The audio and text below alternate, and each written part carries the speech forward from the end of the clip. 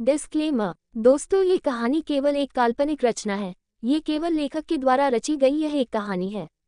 इसका वास्तविक जीवन से कोई भी संबंध नहीं है। कृपया आप कहानियों को केवल मनोरंजन की दृष्टि से ही सुने, और साथ ही अगर आप इस चैनल नॉवल स्टोरी 2.6 पर पहली बार आए हैं तो चैनल को सब्सक्राइब और वीडियो को भर भर लाइक करना ना भूलें। धन्यवाद।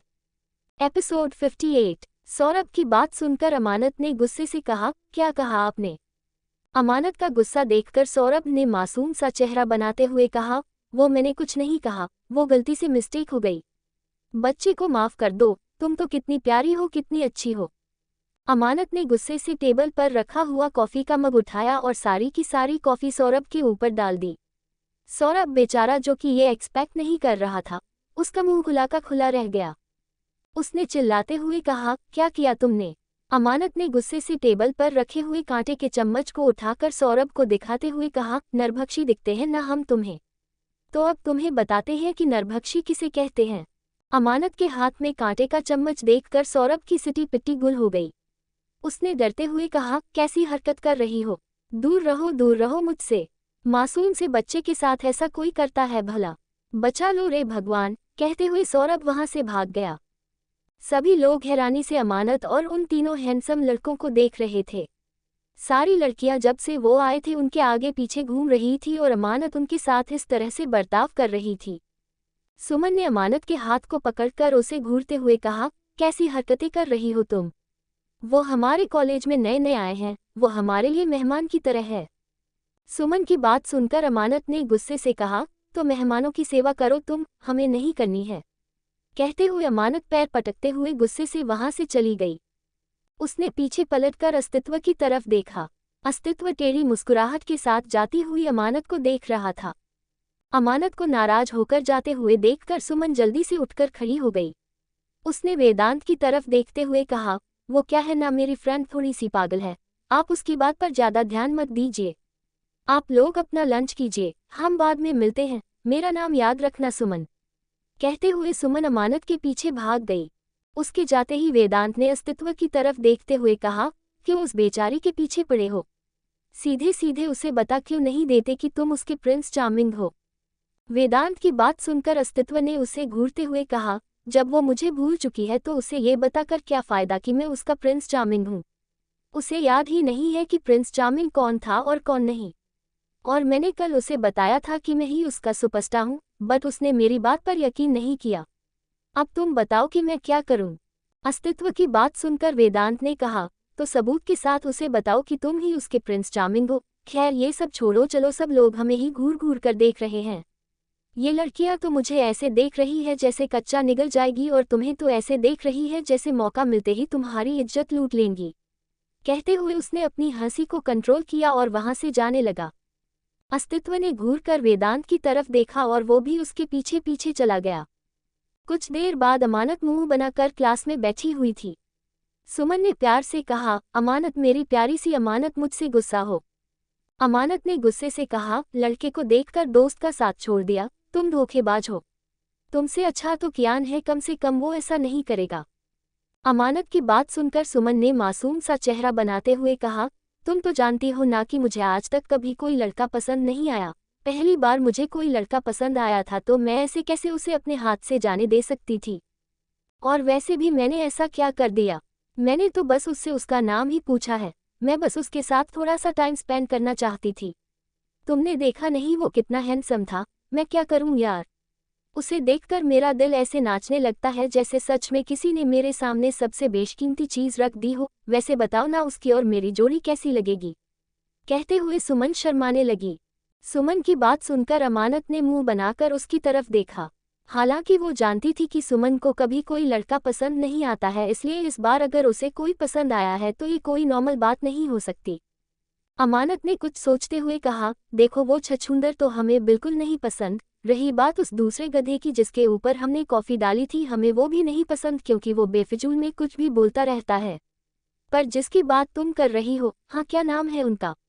वेदांत, उन्होंने हमारे साथ बुरा बर्ताव नहीं किया, उन्होंने हमें कुछ बुरा कहा भी नहीं, तो हम कह सकते हैं कि उन तीनों में सबसे अच्छे वो है। अगर तुम्हें सच में वो पसंद है तो हम कोशिश कर सकते हैं उन्हें तुम्हारे लिए इम्प्रेस करने की। अमानत की बातें सुनकर सुमन ने खुशी भरी आवाज में अमानत की तरफ देखकर उसे गले लगाते हुए कहा, अमानत अमानत लव यू मेरी जान। तू जानती नहीं कि उसे देखकर कैसे मेरा दिल धक धक धक करता है। ऐसा लगता है जैसे उसकी इज्जत लूट लूं, उसको किडनैप कर लूं। अमानत ने हैरानी से अपने मुंह पर हाथ रखते हुए कहा, एक दिन में एक नज़र में तुझे इतना प्यार हो गया। सुमन ने अपने दोनों हाथों को अपने चेहरे पर रखकर मुस्कुराते हुए कहा, अरे यार कितना क्यूट चेहरा था ना उसका। उसका चेहरा याद करके अभी भी मेरी धड़कनें तेजी से धड़क रही है। बता नहीं सकती मैं तुम्हें कि इस वक्त मैं क्या महसूस कर रही हूँ। वो दोनों बात कर ही रही थी कि क्लास में टीचर की एंट्री हो गई। टीचर की एंट्री होते ही सुमन ने बात करना बंद कर दिया और पढ़ाई पर ध्यान देने लगी। हालांकि आज लेक्चर में उसका भी ध्यान नहीं लग रहा था। 2-3 बार तो टीचर ने खुद उसे डांटा, जबकि वो जानते थे कि सुमन पढ़ाई में कितनी अच्छी है, पर आज उसका ध्यान बिल्कुल भी नहीं था। आखिर में टीचर से 2-3 बार डांट खाने के बाद सुमन ने पढ़ाई पर अच्छे से ध्यान देना शुरू कर दिया। लेक्चर खत्म होने के बाद अमानत ने हैरानी से कहा, तुम क्या सोच रही थी? तुम्हें टीचर ने 2 बार डांटा, पहली बार ऐसा हुआ है जब तुम्हें किसी टीचर ने डांटा हो। अमानत की बात सुनकर सुमन ने खोए हुए अंदाज में कहा, पहला पहला प्यार है, पहली पहली बार है। जान के भी अनजाना कैसा मेरा यार है, उसे देख देख कर दिल नहीं भरता और उसे याद करके मेरा दिल नाचने को करता है। उसे याद कर करके मैं पढ़ाई पर ध्यान नहीं दे पा रही थी। मुझे डांट आज मेरे वेदांत की वजह से पड़ी है। वेदू कितना प्यारा नाम है ना, सुमन का वेद। अमानत हैरानी से सुमन की तरफ देख रही थी जिसने अपना नाम भी वेदांत के नाम के साथ जोड़ लिया था। उसने सुमन के दोनों हाथों को पकड़ते हुए कहा, सुमन मेरी आंखों में आंखें डालकर मेरी तरफ देखो। मुझे यकीन नहीं हो रहा है कि तुम वही सुमन हो जो लड़कों का मुंह तोड़ती है। तुम वही सुमन हो जो लड़कों को देखकर ऐसे चिढ़ती है जैसे उसके सामने किसी ने एटम बम रख दिया हो। अमानत की बात सुनकर सुमन ने मुस्कुराते हुए कहा, अरे यार आज तक मैं कहती थी ना कि तुम बेफिजूल में अपने सुपरस्टार के प्यार में पागल हो, पर अब मुझे एहसास हो रहा है कि प्यार होने के लिए एक पल ही काफ़ी होता है और एक पल में मुझे भी वही वाला प्यार हो चुका है जैसे तुझे सालों से तेरे सुपरस्टार से हुआ है। सुमन की बात सुनकर अमानत ने मुस्कुराते हुए कहा, अब यकीन हुआ ना तुम्हें कि प्यार कितना खतरनाक है। एक बार जिस इंसान से प्यार हो जाए दिन रात बस उसी के बारे में सोचते रहने का दिल करता है, जैसे हम हमारे सुपरस्टार के बारे में सोचते हैं। अब तुम भी अपने वेदांत के बारे में सोचना। कहते हुए अमानत सुमन को चिढ़ाने लगी। सुमन ने मुंह बनाते हुए कहा, अब चिढ़ाना बंद करो, वैसे भी मैं इतनी ज़्यादा मोटी हूँ, क्या वो मुझे पसंद करेगा? सुमन की बात सुनकर अमानत ने हैरानी से कहा, क्या कहा तुमने? तुम मोटी हो? सुमन बिल्कुल भी मोटी नहीं थी, पर वो नॉर्मल लड़कियों के मुकाबले हाइट में ज़्यादा थी। उसकी बॉडी भी अच्छी खासी थी, उसकी हाइट वेदांत के आसपास ही थी। सुमन ने मुस्कुराते हुए कहा, मैं जानती हूँ कि मैं मोटू नहीं हूँ, पर जिस तरह से लड़के मुझसे डरते हैं कहीं वो भी मुझसे डरने लगा तो? नहीं नहीं, अगर वो मुझसे डरने लगेगा तो मैं उसके साथ रोमांस कैसे करूँगी? कहते हुए सुमन की आंखें तारों की तरह चमकने लगी। सुमन की बात सुनकर अमानत ने अपने मुंह पर हाथ रखते हुए कहा, तुम्हें रोमांस करना है? अमानत की बात सुनकर सुमन ने दांत दिखाते हुए कहा, हाँ यार रोमांस करना है। खैर ये सब छोड़ो, लेक्चर पर ध्यान देते हैं। कॉलेज छूटने के बाद मुझे अपने वेदांत से मिलने के लिए जाना है। मैंने तो उसका नंबर भी नहीं लिया तेरी वजह से। गुस्सा होकर अगर तू वहाँ से नहीं आती तो अब तक मैंने नंबर ले लिया होता। कितना अच्छा होता ना नंबर ले लेती, साथ में घूमने की प्लान बनाती, उसके साथ बात करती। पर खैर कोई बात नहीं, बहुत मौके आएंगे। पहले मुझे इन सभी चुड़ैलों को वार्निंग देनी होगी कि कोई भी मेरे वेदांत की तरफ आंख उठाकर नहीं देखेगा, वरना जिस तरह से उसके आने पर लड़कियां जोर जोर से चिल्ला रही थी, मुझे यकीन है कि ये सारी चुड़ैलें मेरे वेदांत के पीछे पड़ जाएगी। इन्हें पहले ही वार्निंग देनी होगी। इनमें से अगर किसी ने भी मेरे वेदांत को मुझसे दूर करने की कोशिश की तो उनमें से किसी को नहीं छोड़ूंगी मैं। सुमन की बात सुनकर अमानत ने मुस्कुराते हुए कहा, ठीक है मैं समझ गई। इसी तरह से 2 और लेक्चर अटेंड करने के बाद कॉलेज की छुट्टी हो चुकी थी। अमानत और सुमन इस वक्त कॉलेज गेट से बाहर आ रही थी। सुमन ने अमानत की तरफ देखते हुए कहा, मैं लाइब्रेरी जा रही हूँ, मुझे कुछ किताबें वापस करनी है। लाइब्रेरियन ने कहा था कि 2 दिन में वापस कर देना। मैंने ऑलरेडी 2 दिन पहले वापस करने का प्रॉमिस किया था पर अब तक नहीं किया। वो पक्का मुझ पर गुस्सा करेगा। मेरे साथ आओगी? लाइब्रेरी का नाम सुनकर अमानत ने अपने दोनों हाथ हवा में करते हुए कहा, हमें लाइब्रेरी से सख्त नफरत है, इसलिए लाइब्रेरी तो हम नहीं आने वाले। तुम जाओ, हम अभी आते हैं, वॉशरूम जाना है। सुमन ने अपना सर हिलाया और लाइब्रेरी में चली गई। अमानत भी झूमती झूमती वॉशरूम की तरफ चली गई। वॉशरूम के पास आकर उसे ऐसा लगा जैसे कोई उसके पीछे है। उसके पीछे पलटकर देखा तो कोई भी नहीं था। ये देखकर उसने मुंह बनाते हुए कहा, लगता है हमारा दिमाग खराब हो गया है। कहते हुए वो वॉशरूम के अंदर घुस गई। जैसे ही वो वॉशरूम के अंदर आए अचानक से वॉशरूम की लाइट बंद हो गई। अमानत ने घबराते हुए कहा, लाइट्स। उसने इतना कहा ही था कि किसी ने उसकी कमर में हाथ डालकर उसे अपने करीब खींच लिया। अमानत ने डरते हुए अपना चेहरा ऊपर उठाकर देखा तो उसे दो जानी पहचानी आंखें नजर आई। कुछ देर तक उन आंखों में देखने के बाद अमानत ने हैरानी से कहा, छछूंदर तुम क्या कर रहे हो? तुम छोड़ो हमें, छोड़ो, क्या कर रहे हो तुम? अमानत की बात सुनकर अस्तित्व, जो कि इस वक्त उसके बेहद करीब था, उसने बेहद धीमी आवाज में कहा, अमानत। अस्तित्व की आवाज इतनी मदहोश भरी थी कि अमानत बस खाई हुई नजरों से उसे देख रही थी। अस्तित्व के होंठ धीरे धीरे अमानत के होठों की तरफ झुक रहे थे। उसके हाथों की पकड़ अमानत की नाजुक सी कमर पर मजबूत थी। अमानत ने धीरे से कहा, क्या कर रहे हो? अस्तित्व ने उसके होठों के बेहद करीब अपने होंठ लाकर बेहद दिलकश मुस्कुराहट के साथ कहा, तुम्हारे टेस्टी लिप्स को टेस्ट कर रहा हूँ। क्या मैं तुम्हारे टेस्टी लिप्स को टेस्ट कर सकता हूँ? अस्तित्व की बात सुनकर अमानत की आंखें बड़ी बड़ी हो गई। वो कुछ कहती इससे पहले ही अस्तित्व के होंठ उसके होठों से टच हो चुके थे।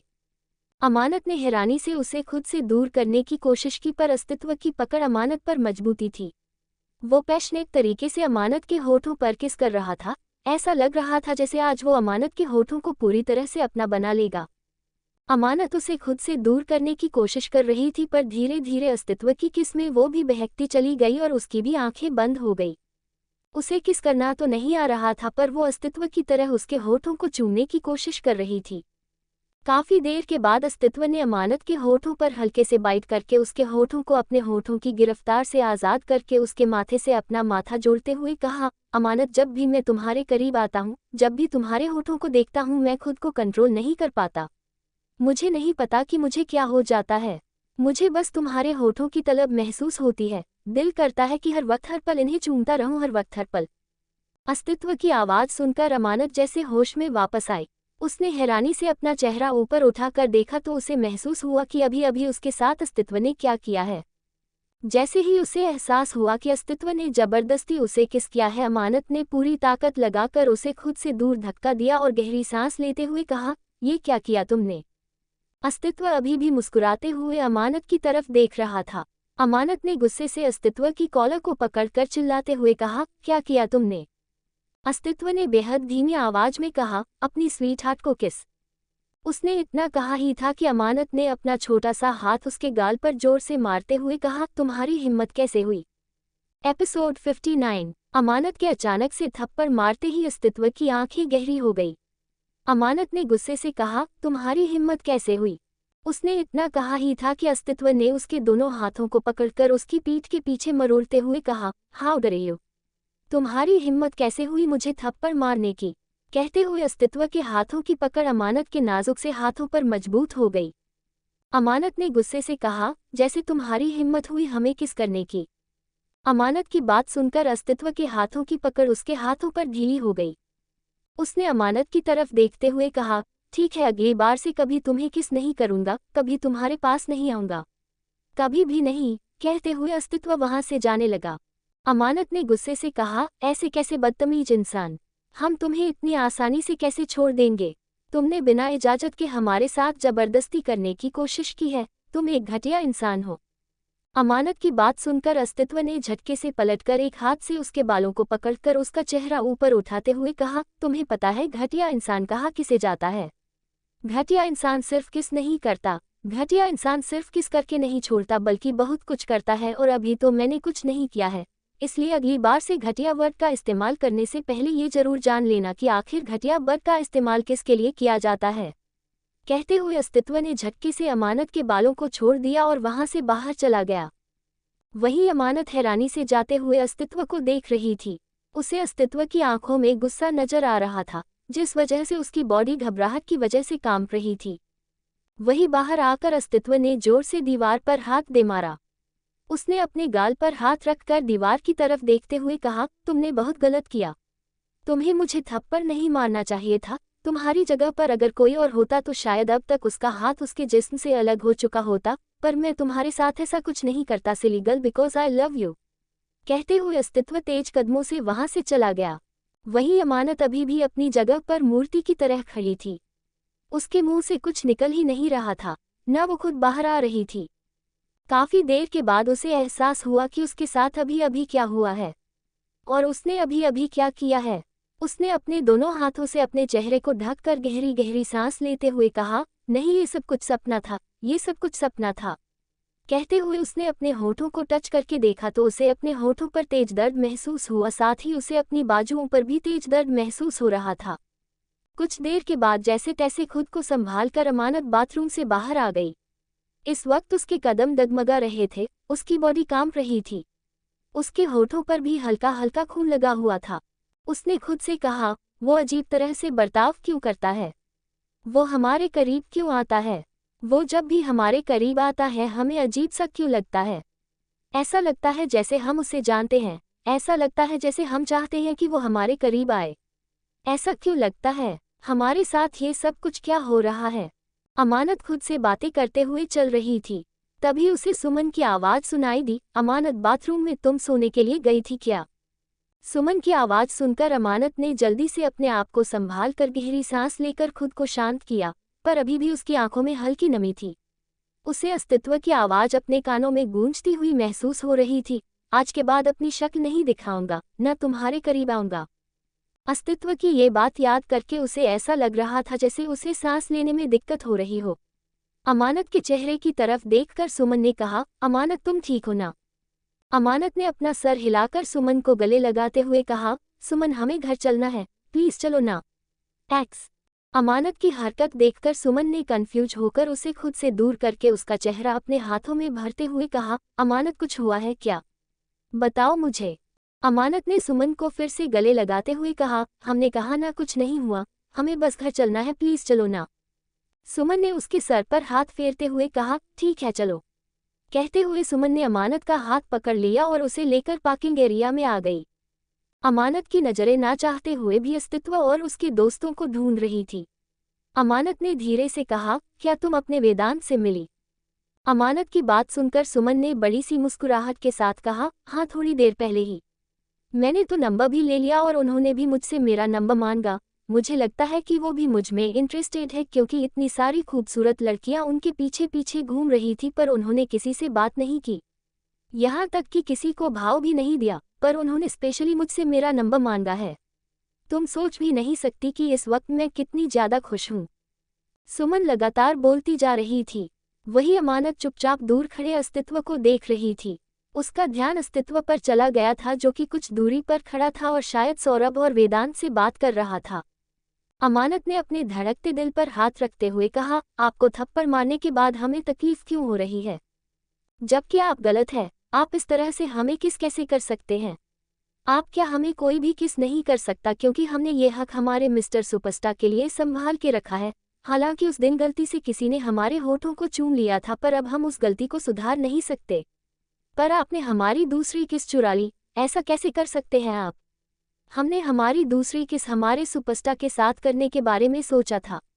सोचते हुए अमानत अस्तित्व के चेहरे को ठीक से देखने की कोशिश करने लगी। उसे बस अस्तित्व की गुस्से से लाल आंखें नजर आई, जिसे देखकर उसके हाथों की पकड़ सुमन पर मजबूत हो गई। सुमन जो कि अपनी ही धुन में बोलती जा रही थी, अमानत के हाथों की मजबूत पकड़ महसूस करके उसने अमानत की तरफ देखते हुए कहा, अमानत। अमानत ने घबराकर सुमन की तरफ देखते हुए कहा, हाँ कहो। सुमन ने उसे इस तरह से डरते हुए देखकर प्यार से कहा, व्हाट हैपन, कुछ हुआ है क्या। अमानत ने जल्दी से अपने माथे पर आए पसीने को साफ करके जल्दी से अपना सरना में हिलाते हुए कहा, कुछ भी नहीं, चलो जल्दी से घर, हमें घर जाना है, भाई अकेले होंगे। कहते हुए अमानत कार की पिछली सीट पर जाकर बैठ गई।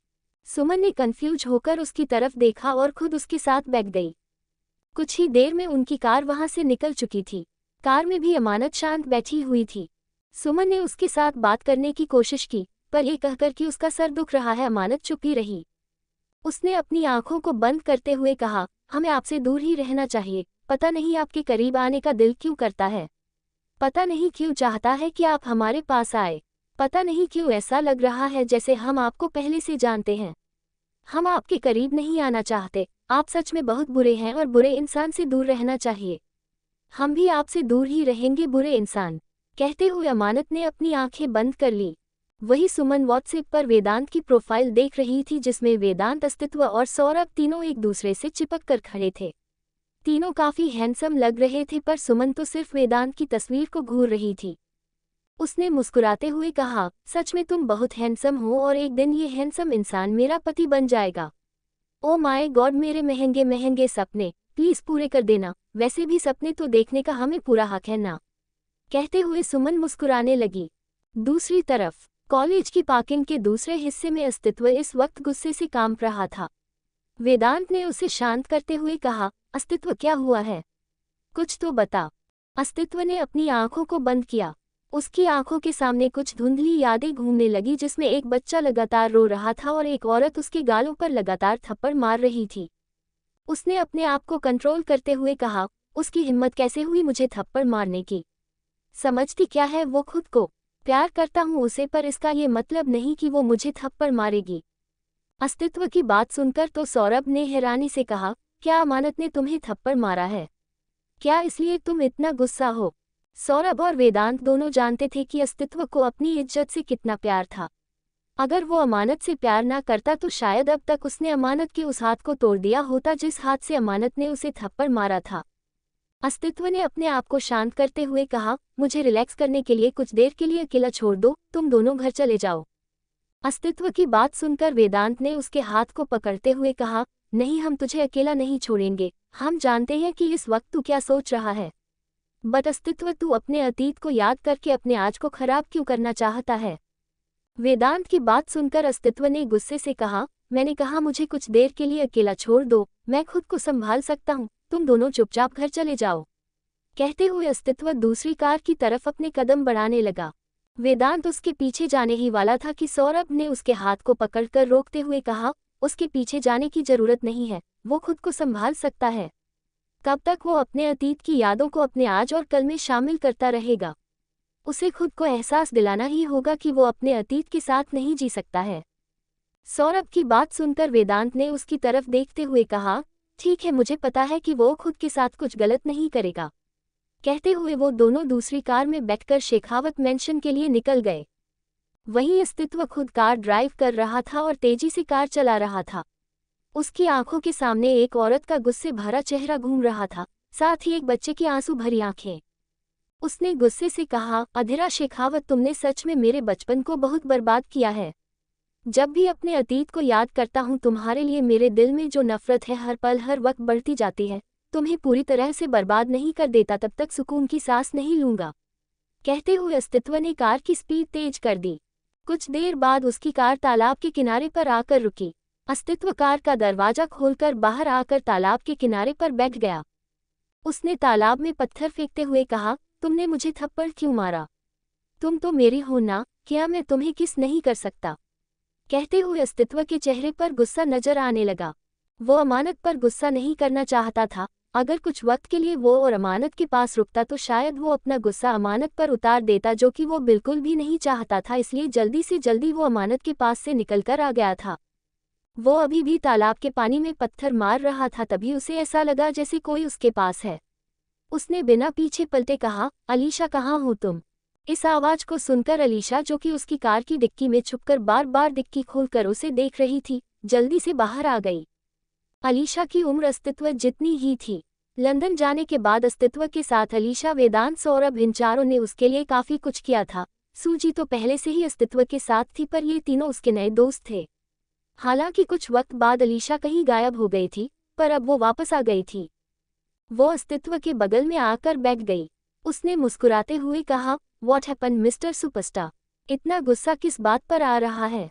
तुम्हारे प्यार ने तुम्हें थप्पड़ मारा इस बात पर, या फिर तुम्हारे किस करने के बाद भी उसने तुम्हें पहचाना नहीं, या फिर तुम्हारा किस करना उसे पसंद नहीं आया? आखिर गुस्सा किस बात पर हो, जरा बताओ हमें। अलीशा की बात सुनकर अस्तित्व ने उसे घूरते हुए कहा, चुपचाप बैठो, दिमाग खराब मत करो मेरा। कहते हुए अस्तित्व ने पत्थर तालाब में फेंका। अलीशा ने मुस्कुराते हुए कहा, सच सच बताओ ना, अगर गुस्सा इस बात पर हो ना कि तुम्हारा किस करना उसे पसंद नहीं आया। मैं जानती हूँ कि तुम्हें बुरा लगना जायज है, पर वो अभी छोटी सी बच्ची है यार, 18 साल के बच्चे से क्या एक्सपेक्ट करते हो तुम? तुमने गुस्सा किया, वो कितना रो रही होगी। वैसे भी तुमने ही तो कहा था ना वो काफ़ी सेंसिटिव है। सोचो अगर तुम्हारे गुस्सा करने की वजह से वो रात भर ठीक से सो नहीं पाए और रो रो कर उसने अपनी तबीयत खराब कर ली तो वो तो कल कॉलेज नहीं आ पाएगी। अलीशा की बात सुनकर अस्तित्व के हाथ में जो पत्थर था वो रुक गया। उसने पलटकर अलीशा की तरफ देखते हुए कहा, व्हाट? अलीशा ने मुस्कुराते हुए कहा, मैंने देखा था वो बेचैनी से पूरे कैंपस में नजरें घुमाकर तुम्हें ही ढूंढ रही थी। शायद उसे एहसास नहीं है पर उसके दिल को एहसास है कि तुम उसके दिल के बहुत करीब हो, बट वो तुम्हें भूल गई है, पर उसके दिल से तुम्हारी यादें नहीं मिट सकती। जो लड़की तुम्हारे पीछे पीछे दीवानों की तरह घूमती थी वो तुम्हें कैसे भूल सकती है? कुछ दिन बाद देखना वो फिर से तुम्हारे पीछे पीछे घूमने लगेगी, पर उसके लिए तुम्हें इंतजार करना होगा। सुना तो होगा ना कि इंतजार का फल मीठा होता है, मिस्टर शेखावत। एपिसोड 60। अस्तित्व को कुछ ना बोलते हुए देखकर अलीशा ने मुस्कुराते हुए कहा, अरे यार, सब्र का फल मीठा होता है। इसका ये मतलब है कि इंतजार करो, वो बहुत जल्द ही सब कुछ याद कर लेगी। बहुत जल्द ही उसे सब याद आ जाएगा, बहुत जल्द ही सब कुछ ठीक हो जाएगा। इस तरह से पुरानी बातों को क्यों याद करते हो? वैसे भी जिसे तुम तकलीफ देना चाहते थे, जिसे तुम दर्द देना चाहते थे, वो दर्द में है, वो तकलीफ में है। उसकी जिंदगी सच में बर्बाद हो चुकी है। हालांकि अभी भी पूरी तरह से बर्बाद नहीं हुई है, पर फिर भी जितना है उतना बहुत है उसके लिए। अलीशा की बात सुनकर अस्तित्व ने घूर कर उसकी तरफ देखा और अपनी जगह से उठकर खड़ा हो गया। अलीशा ने उसकी तरफ देखकर मासूम सा चेहरा बनाते हुए कहा, अरे यार, हाथ तो दो, मैं खड़ी कैसे हूँ? अस्तित्व ने उसे घूरते हुए कहा, खुद के पैरों पर। कहते हुए अस्तित्व अपनी कार के अंदर जाकर बैठ गया। अलीशा ने चिल्लाते हुए कहा, अरे मुझे छोड़कर मत जाना, मैं तुम्हारी डिक्की में बैठकर आई हूँ, वापस कैसे जाऊंगी? कहते हुए अलीशा दौड़ते हुए जाकर पैसेंजर सीट पर बैठ गई।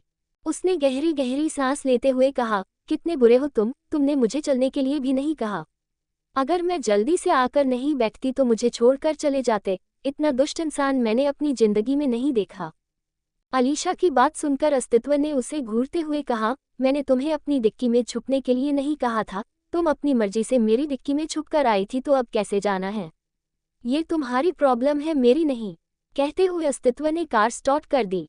अलीशा ने मुंह बनाते हुए कहा, ठीक है, मैं समझ गई कि ये मेरी प्रॉब्लम है। अब जल्दी से मुझे मेरे अपार्टमेंट छोड़ दो यार, मुझे सुकून की नींद लेनी है। कितने दिन हो गए मैं सुकून से सोई ही नहीं। यहाँ से वहाँ, वहाँ से यहाँ भटक भटक कर अब मुझे लगता है कि मैं भटकती हुई आत्मा बन गई हूँ। अब मुझे एक इंसान की तरह एक सुकून भरी नींद चाहिए, जहाँ पर मैं घोड़े गधे बेचकर सो जाऊं और कोई मुझे उठा ना सके। अलीशा की बात सुनकर अस्तित्व ने कुछ नहीं कहा। आधे घंटे के बाद उसकी कार एक बिल्डिंग के सामने आकर रुकी। अलीशा ने मुस्कुराते हुए कहा, अपनी प्रिंसेस के पास जाओगे ना? कहते हुए अलीशा कार का दरवाजा खोलकर हंसते हुए वहां से बाहर भाग गई। उसके जाते ही अस्तित्व ने अपनी आंखों को बंद कर लिया और कुछ सोचने लगा। इस वक्त शाम के 6:30 बज रहे थे। अभी वो राठौर मैंशन कैसे जा सकता था? उसे इसके लिए रात का इंतजार करना था। उसे भी यही लग रहा था कि वो कुछ ज्यादा ही जल्दबाजी कर रहा है। जब अमानत उसे जानती ही नहीं है तो उसके इस तरह से किस करने की वजह से अमानत का थप्पड़ मारना एक नेचुरल रिएक्शन था, जो कि कोई भी लड़की अपने आप को प्रोटेक्ट करने के लिए करती। काफी देर तक खुद को समझाने के बाद अस्तित्व ने खुद से कहा, गलती मेरी थी। अगर उसने थप्पड़ मारा तो मुझे उसके थप्पड़ को उस औरत की थप्पड़ से कंपेयर करने की क्या जरूरत थी? मेरी प्रिंसेस ने सिर्फ गुस्से में मुझे थप्पड़ मारा है, पर वो औरत सिर्फ मुझे तकलीफ देने के लिए थप्पड़ मारती थी। कहते हुए उसने खुद को शांत किया और कार शेखावत मैंशन की तरफ बढ़ा दी। कुछ देर बाद वो शेखावत मैंशन वापस आ गया। उसे वापस आते देख लिविंग ग्रुप में बैठे वेदांत और सौरभ दौड़ते हुए उसके पास आ गए। उन दोनों को अपनी तरफ इस तरह से आते हुए देखकर अस्तित्व की आंखें छोटी हो गई। उसने उन दोनों को घूरते हुए कहा, जिंदा हूं इसलिए इस तरह से डरने की जरूरत नहीं है। अस्तित्व की बात सुनकर सौरभ उसके ऊपर कूद गया। अचानक से सौरभ के कूदने की वजह से अस्तित्व खुद को संभाल नहीं पाया और नीचे गिरने को हुआ। तभी वेदांत ने जल्दी से उन दोनों को पकड़ते हुए कहा, अरे यार, नीचे गिर जाओगे। सौरभ की इस हरकत की वजह से अस्तित्व ने गुस्से से उसके मुंह पर एक पंच मारते हुए कहा, तुम्हारी वजह से मैं नीचे गिर जाता। अस्तित्व का मुक्का खाकर सौरभ 2 कदम पीछे हट गया। उसने मासूम सा चेहरा बनाते हुए कहा, अरे यार, मैं खुशी में ज्यादा ही एक्साइटेड हो गया था, ये सोचकर कि मेरा दोस्त कुछ गलत करके नहीं आया है। वरना जिस तरह से तुझे थप्पड़ पड़ा था मुझे तो लगा था कि कहीं तू नदी में कूद ना जाए। मैं तो तुझे बचाने के लिए प्लानिंग भी कर रहा था, पर अब मैं फाइनली खुश हूं कि तूने कोई गलत कदम नहीं उठाया। सौरभ की बात सुनकर अस्तित्व उसे गुस्से से घूरने लगा। वेदांत ने सौरभ को इग्नोर करके अस्तित्व की तरफ देखते हुए कहा, चला जल्दी से फ्रेश हो जा, आज डिनर हम तीनों बनाएंगे, मैंने नानू से प्रॉमिस किया है। वेदांत की बात सुनकर अस्तित्व ने उसे घूरते हुए कहा, फिलहाल मेरा आज कुछ भी करने का मूड नहीं है, खाना बनाना है तो तुम दोनों बना सकते हो वरना घर में बहुत सारे शेफ हैं। कहते हुए अस्तित्व ऊपर अपने रूम में चला गया। उसकी बात सुनकर वेदांत का मुंह बन गया। सौरभ ने वेदांत के कंधे पर हाथ रखते हुए कहा, अरे तुम फिक्र मत करो, मैं हूं ना, मैं तुम्हारी मदद करूंगा। सौरभ की बात सुनकर वेदांत ने उसे घूरते हुए कहा, मदद करनी है, काम का कबाड़ा नहीं करना है। अगर तुमने खाना बनाया तो आज हम सभी के सभी स्वर्ग नहीं बल्कि नर्क चले जाएंगे। तुमसे वाहियात खाना पूरी दुनिया में कोई नहीं बना सकत। वेदांत की बात सुनकर सौरभ का मुंह बन गया। उसने मुंह बनाते हुए कहा, तुम्हारी जुबान का टेस्ट खराब है, मेरा खाना इतना टेस्टी होता है, इतना टेस्टी कि इंसान उंगलियां चाटता रह जाए। सौरभ की बात सुनकर वेदांत ने कहा, ठीक है चलो मेरे साथ, पर तुम्हें तुम्हारा खाना खुद ही खाना होगा। वेदांत की बात सुनकर सौरभ के चेहरे पर डर नजर आने लगा। उसने मुंह बनाते हुए कहा, नहीं नहीं, मैं तुम लोगों के लिए खाना बनाऊंगा, तुम मेरे लिए खाना बनाना। वेदांत ने सौरभ को घूरते हुए कहा, किचन में अगर तुमने कदम रखा और खाना बनाने के बारे में सोचा भी तो तुम्हारा सारा बनाया खाना तुम्हें जबरदस्ती तुम्हारे दोनों हाथों को बांधकर खिलाऊंगा, सारा का सारा। वेदांत की धमकी सुनकर सौरभ ने मासूम सा चेहरा बनाते हुए कहा, नहीं बनाना नहीं बनाना, मानता हूं कि बहुत बुरा खाना बनाता हूं, पर देखना एक दिन खाना बनाना सीख जाऊंगा और अपनी हीरोइन को अपना खाना खिलाकर ही पटा लूंगा। कहते हुए सौरभ वहां से भाग गया। वेदांत अपना सर हिलाते हुए किचन में चला गया। वहीं अस्तित्व अपने रूम में आकर शॉवर के ठंडे पानी के नीचे खड़ा हो गया। उसने अपनी आंखों को मजबूती से बंद करते हुए कहा, भले ही तुमने मुझे गुस्से में थप्पड़ मारा है, पर इसकी पनिशमेंट तुम्हें मिलेगी सिलीगल। अस्तित्व शेखावत पर कोई हाथ उठाए उसे बिल्कुल बर्दाश्त नहीं है, पर तुमने मुझ पर हाथ उठाया। अगर तुम्हारी जगह पर किसी और ने मुझ पर हाथ उठाया होता तो अब तक मैं उसका हाथ तोड़ चुका होता, पर ये तुम हो इसलिए आज तुम जिंदा बच गई, क्योंकि तुम मेरी मोहब्बत हो और अपनी मोहब्बत पर ना हाथ उठा सकता हूँ ना उसके साथ कुछ गलत कर सकता हूँ। कहते हुए अस्तित्व ने अपनी आंखों को मजबूती से बंद कर लिया। रात के 9 बजे सभी लोगों ने मिलकर साथ में डिनर किया। अधिराज जी ने अस्तित्व की तरफ देखते हुए कहा, अस्तित्व आपने तो अपना कॉलेज कंप्लीट कर लिया, फिर इस वक्त कॉलेज में एडमिशन लेने की क्या जरूरत पड़ गई आपको। अधिराज जी की बात सुनकर सौरभ ने खाना खाते हुए कहा, नानू आपको नहीं पता मोहब्बत में इंसान क्या से क्या हो जाता है। अब ये अपनी मोहब्बत के लिए इतना बड़ा होने के बावजूद भी कॉलेज में पढ़ना चाहता है, इसके साथ हम भी चले गए ताकि हमें भी कोई मिल जाए। वैसे भी अकेला दोस्त शादी करेगा तो अच्छा नहीं लगेगा ना, बाकी दोनों तो पीछे रह जाएंगे, इसलिए हम भी अपने लिए खूबसूरत लड़कियां और आपके लिए खूबसूरत बहू ढूंढ रहे हैं। सौरभ की बात सुनकर अधिराज जी हंसने लगे। वही वेदांत और अस्तित्व उसे घूरने लगे, क्योंकि सुबह ही उन सब ने डिसाइड किया था कि वो अधिराज जी को कुछ नहीं बताएंगे, पर सौरभ चुप रहे ऐसा तो कभी हो ही नहीं सकता। उसकी जुबान कैंची की तरह चलती ही रहती थी, जो कि शांत होने का नाम ही नहीं लेती थी। अब जब उसने सच बता ही दिया था तो अस्तित्व ने कुछ न बोलना ही बेहतर समझा। अधिराज जी ने मुस्कुराते हुए कहा, हम खुश हैं कि हमारा प्यारा नाती अपने प्यार को हासिल करने के लिए हर मुमकिन कोशिश करने के लिए तैयार है। आपका प्यार बहुत जल्द ही मुकम्मल होगा, क्योंकि भगवान कोशिश करने वाले की हमेशा मदद करते हैं और आप तो अपने प्यार को हासिल करने के लिए मेहनत कर रहे हैं। बहुत जल्द ही आपका प्यार आपके पास आपकी बाहों में होगा और हमें जल्दी से एक छोटा सा अस्तित्व मिल जाएगा। कहते हुए अधिराज की मुस्कुराने लगे। उनकी बात सुनकर सौरभ ने कहा, अरे नानू मेरी शादी करवा दो, मैं जल्दी से आपको पर नानू बनवा दूंगा। आप जानते नहीं कि मैं कितना काबिल हूँ। सौरभ की बात सुनकर वेदांत ने उसे घूरते हुए कहा, अगर अब तुमने एक और शब्द कहा तो मैं सच कह रहा हूँ, मैं तुम्हारे सर पर ये सारी की सारी सब्जी उड़ेल दूंगा। जब देखो तब बोलते रहते हो। तुम्हारी बातें सुनकर इंसान पागल हो सकता है, पागल। वेदांत की बात सुनकर सौरभ ने मासूम सा चेहरा बनाते हुए कहा, तुम्हें प्रॉब्लम क्या है मेरी बातों से? मैंने तुम्हें मना नहीं किया है बोलने के लिए, तुम्हें बोलना है तो तुम भी बोल सकते हो। मुझे बोलना है इसलिए मैं बोलता रहता हूँ। वैसे भी भगवान ने इंसान को जुबान बोलने के लिए दी है, तो इसका इस्तेमाल नहीं किया गया तो फिर इस जुबान का क्या काम? आप खुद बोलिए नानू। सौरभ की बात सुनकर अधिराज जी ने कहा, ठीक है, हम आपकी बात समझ गए। आप चुपचाप डिनर कीजिए और हमें भी करने दीजिए। कहते हुए अधिराज जी अपना डिनर करने लगे। सौरभ भी चुपचाप अपना डिनर करने लगा। अस्तित्व ने डिनर कंप्लीट होने के बाद सबकी तरफ देखते हुए कहा, मुझे जरूरी काम है इसलिए मैं जा रहा हूँ। कहते हुए वो वहां से जाने लगा। उसे जाते हुए देखकर सौरभ ने कहा, सीधे सीधे क्यों नहीं कहते? अपनी अमानत से मिलने के लिए जा रहा हूँ, वैसे भी हम थोड़ी तुम्हें रोकने वाले हैं। उसकी बातें सुनकर अस्तित्व ने गुस्से से पलटकर उसे घूरते हुए कहा, लगता है कि तुम्हारी हड्डियां जब तक टूटेंगी नहीं तुम्हारी बेफिजूल की बातें तुम्हारे मुंह से निकलनी बंद नहीं होगी। अस्तित्व की बात सुनकर सौरभ डरते हुए वहां से अंदर भाग गया। अस्तित्व अपनी कार में बैठकर राठौर मेंशन के लिए निकल गया। उसने घड़ी में टाइम देखा, इस वक्त रात के 11:30 बज रहे थे। कुछ देर बाद वो राठौर मेंशन से कुछ दूरी पर आकर रुक चुका था। उसने गहरी सांस लेते हुए कहा, मैं चाहकर भी अपने आप को कंट्रोल नहीं कर पाता। अगर मैंने खुद को कंट्रोल कर लिया होता तो शायद मैं तुम्हारे होठों को तुम्हारी इजाजत के बिना नहीं छूता। पर तुम तो मेरी हो, तुम्हें छूने का हक है मुझे, तुम्हें अपनी बाहों में भरने का हक है मुझे, तुम्हें प्यार करने का हक है मुझे। कहते हुए अस्तित्व कार का दरवाजा खोलकर धीमे कदमों से चलता हुआ राठौर मेंशन की तरफ अपने कदम बढ़ाने लगा।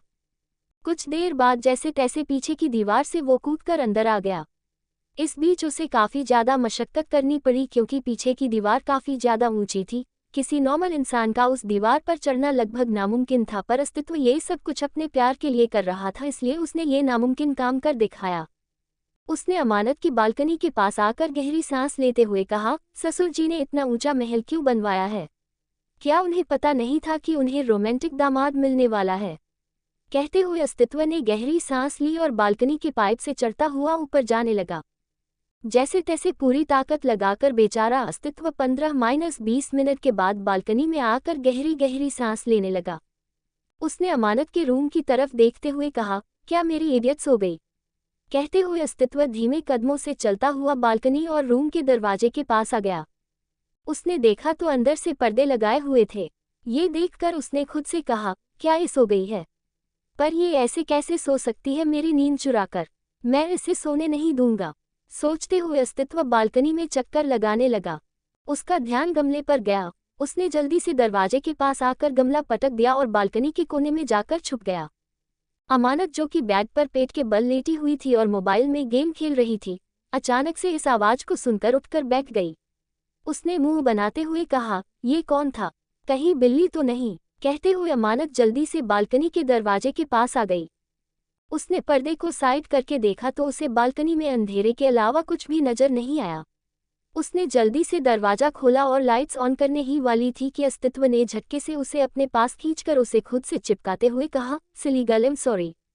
अचानक से किसी हाथों की पकड़ अपनी कमर पर महसूस करके अमानत घबरा गई। उसने घबराते हुए अपना चेहरा ऊपर उठाकर देखा तो उसे वही आंखें नजर आई जो कि उसे वॉशरूम में नजर आई थी। ये सोचकर कि अस्तित्व फिर से उसे जबरदस्ती किस करने के लिए आया है, अमानत के चेहरे पर डर नजर आने लगा। वो डरते हुए अस्तित्व को देखने लगी। ये देखकर अस्तित्व ने धीरे से कहा, सॉरी, मैंने तुम्हारी इजाजत के बिना तुम्हारे होठों को किस किया। I am really really sorry, मुझे माफ कर दो। कहते हुए अस्तित्व ने अपने दोनों कान पकड़ लिए। अमानत बस फटी आंखों से उसे देख रही थी। आज के लिए बस इतना ही। कैसा लगा आज का एपिसोड कमेंट बॉक्स में जरूर बताना। और हमारे चैनल नॉवल स्टोरी 2.6 को ऐसे ही सपोर्ट करते रहिएगा। धन्यवाद।